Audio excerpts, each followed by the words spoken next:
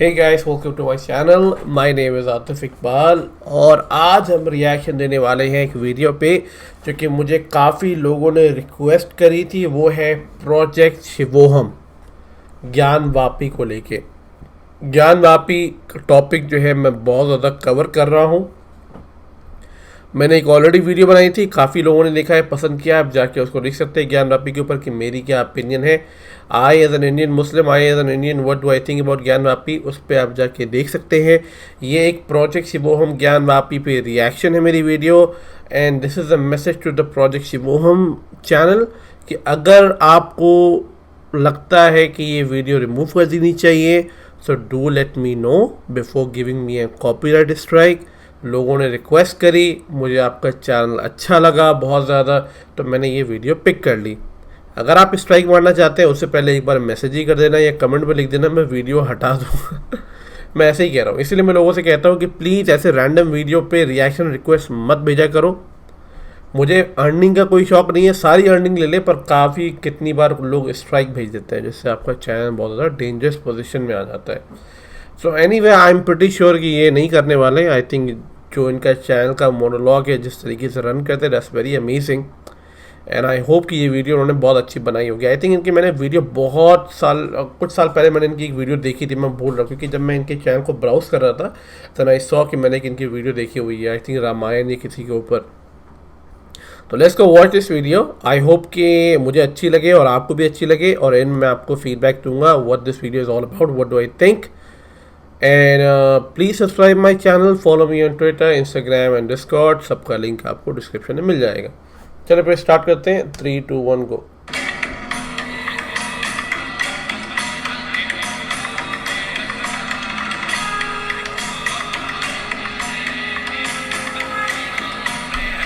Gyanvapi. Of late, it has emerged as a topic of public discourse. And just in case if you have a very good habit of not watching the news channels, let me briefly explain to you what the issue about Gyanvapi is. In Kashi, the Grand Vishwanath Mandir and the Gyanvapi Mosque stand side by side. Approximately 400 years ago, this barbaric tyrant and a religious maniac called Aurangzeb demolished the Grand Kashi Vishwanath Mandir and built a mosque in that space. And ever since then, it has always been a controversial topic. The Hindu side's version is this space on which the mosque is standing today is absolutely sacrosanct for Hindu community over thousands of years, and they want the Kashi Vishwanath Mandir to be restored. And the Muslim side version is it has been a place of prayer for them for last couple of centuries, and it is important for them as well. Hence the conflict, and this essentially is the sum and substance of this Gyanvapi issue. Now coming back to this doc film, right off the bat, let me clarify my position. I am making this doc film as a Hindu, a practicing Hindu of Sanatana Dharma. And my objective is to educate the Hindu community on the significance of Gyanvapi. So I am biased in this doc film, but biased towards truth and nothing else. So let's get started. There are many hues to this topic of Gyanvapi: political, religious, cultural, historical, etc. So I intend to draw a boundary for this video to bring forward the origins of Gyanvapi. What is the actual cultural, historical and spiritual significance of Gyanvapi? And for that, we have to refer Skanda Mahapuranam, the magnum opus created by Vedavyasa Maharshi, the largest Mahapurana of all the 18. And a very important instrument in the Ram Janmabhoomi verdict of Ayodhya. A quick side note, for those of you who are interested, search and download the Ram Janmabhoomi verdict of Ayodhya. It's around 1000 plus pages. And read for yourself what role did Skanda Mahapuranam played in that case of Ram Janmabhoomi in Ayodhya. Coming back to Skanda Purana, with more than 100,000 slokas, Skanda Purana is the largest of all the 18 Mahapuranas, and internally it is of 7 different books: Maheshwara Khanda, Vaishnava Khanda, Brahma Khanda, Kasi Khanda, Avantya Khanda, Nagara Khanda, and Prabhasa Khanda. Of these 7, Kasi Khanda, this part of Skanda Purana, extensively details about Kashi. If anyone wanted to learn about Kashi, the most authentic, oldest and the best source is Skanda Purana. So that is where we'll start our research about Gyanvapi. As Kasi Khanda itself spans across thousands of slokas, I just picked up 5 most important points which are very relevant and very essential for the context of Gyanvapi and what every Hindu should learn about it given the current situation. First things first, starting with the name of Kashi. This entire Kashi Khanda is a conversation between Skanda and Agastya Maharshi, and this sloka is part of their conversation. Agastya Maharshi asks Skanda, why is Kashi revered with these 6 names? And here is the sloka. Varanasiti Kashiti Rudravasa iti Prabho Avapa Nama Dheyani Kathametani Sapuri Ananda Kananam Ramyam Avimukta Manantaram Mahasmasana iti Katham Kyatam Shikidvaja Yetadhityam Yaham Shrotum Samdeham Mebanodaya. These are the words of Agastya Maharshi towards Subramanya, and here is what it means. This place, Kashi, is revered with 6 different names. They are Varanasi, Kashi, Rudravasam, Anandakananam, Avimukta Kshetram, Mahasmasanam. Why is this place revered with these 6 different names, and what is the significance behind each of these names? And for our context about Gyanvapi, we are going to go with only 2 names, Kashi and Avimukta Kshetram, and we'll see why. So the first one, why it is called as Kashi. There is a huge narration associated with this name Kashi in Skanda Purana, and it is impossible to cover in this doc film, so I'll skip all that and go straight to the point why it is called as Kashi. Kash in Sanskritam means to radiate, to shine. This place always has been shining with indescribable knowledge or jnana, and that is the reason this place is called as Kashi. A quick side note, we have this popular name called Prakash. It's of 2 words again, pra and kash. Pra means to move forward, progression, propel, in that context. And kash, as I said in Sanskritam, means to radiate. The one who radiates things forward is called as Prakash. Actually, it is the name of Surya because he radiates light. Same way we also use this word Buddhi Prakash. That means your intelligence is radiating. So all these come from one word, one root word called Kash. And as this place, Kashi, always radiates jnana, hence it is called as Kashi. Coming to the second name, Avimukta. It is called as Avimukta Kshetram because Shiva and Parvati always resides in this place, and under no circumstances they move away from this place. Seriously? Even during the Great Dissolution. Mukta or Mukta means to liberate or to move out of one thing to another. And as they never move out of this place is revered as Avimukta Kshetram. So that was briefly the point number 1 about the name of Kashi, and now let's move to the second point, the geography of Kashi. And here is what Subramanya explains about the geography of this place to Agastya Maharshi, and now you will understand why we picked up only those 2 names, Kashi and Avimukta Kshetram. While explaining the geography of this place, Kashi, Subramanya goes on extensively elaborating about innumerable temples and places and tirthas. So it's again very huge. So I'll zero into the context of Gyanvapi again. So I just picked up these 3 slokas, and the straight translations are, the first one, this place called Kashi is the abode of Vishveshwara Jyotirlingam. And here Shiva manifested himself in the form of a lingam. That's the first one. And in the second sloka, Subramanya says that this place called Avimukta has a perimeter of 5 krosas.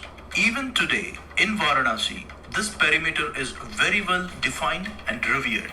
It is called as Pancha Krosa Kashi. And the third and the most important part of the narration from Subramanya about this lingam comes now. He says to Agastya Maharshi that this Jyotirlingam of Vishveshwara, which is in the center of this Pancha Krosa Kashi, is visible from any point in this entire perimeter. Such huge was the actual Vishveshwara lingam, which was mentioned in Skanda Purana. Now we don't know what happened to that lingam, and let us not jump to any conclusions or assumptions. But as far as Skanda Mahapuranam goes, the Vishveshwara Jyotirlingam was visible from any point in the perimeter of this 5 Krosa Kashi. As explaining the geography of this place, since Subramanya used these 2 names, Kashi and Avimukta, that is the reason I just picked up these 2. But there is still a lot more to it. We'll see what comes next. Number 3. Up next is the crux of the entire subject, Gyanvapi. What is Gyanvapi? Here it is. While Subramanya continues to explain the geography of Varanasi, like what we saw in the point number 2 and thereon, he explains about each and every holy spot in the entire geography of Varanasi. And that is the moment when Agastya Maharshi asks this question to Subramanya. Skanda Jnanoda Tirthasya Mahatmyam Vada Sampratam Jnanavapim Prasamsamti Yata Svargauka Sopyalam. And this is what Agastya Maharshi asks Subramanya. Skanda, I want to know why this well called Jnanoda or Gyanavapi is highly revered by everyone. Ghatodbhava Mahaprajna Shrunupapa Pranodinim Jnanavapya Samutpattim Kadhyamanam Mayadhuna. Subramanya in response says that, Agastya, I will narrate to you the origins and the spiritual significance of Gyanvapi. And these slokas, specifically I narrate the 33rd Adhyaya Kashi Khanda Skanda Mahapuranam. This is where the history and the heritage and the spiritual significance of Gyanavapi is extensively detailed out in 300 slokas. 300 slokas elucidate only about Gyanavapi, and this is an undisputable account of how important Gyanavapi has been in Sanatana Dharma and by extension to every Hindu. And Subramanya narrates how Gyanavapi originated. It's a long story, but I would cut and directly go to the point. When Ishvara took the form of Lingodbhava Murti, which is revered as the very first Shivalinga, to cool down that Lingodbhava Murti, he came to Varanasi, and that is where he thrust his Trishul into the ground to create a water body, and that water body is known today as Gyanavapi. Up next is point number 4, the most important detail from Skanda Puranam about Gyanavapi, the location of Gyanavapi. Chakhana cha Trisulena Dakshinopakantatah Kundam Prachanda Vegena Rudra Vapurdaraha. The translation is, Ishana, to cool down the Lingodbhava Murti, thrusted his Trishula into the ground towards the south side of Visvesvara Jyotirlingam. And there emerged a water body, which is nothing but the Gyanavapi. These slokas from Skanda Puranam hold the extremely important details about the actual location of the Jyotirlinga of Visvesvara in Varanasi. Dakshinopa Kantataha, towards the south of Visvesvara Jyotirlinga, emerged Gyanavapi.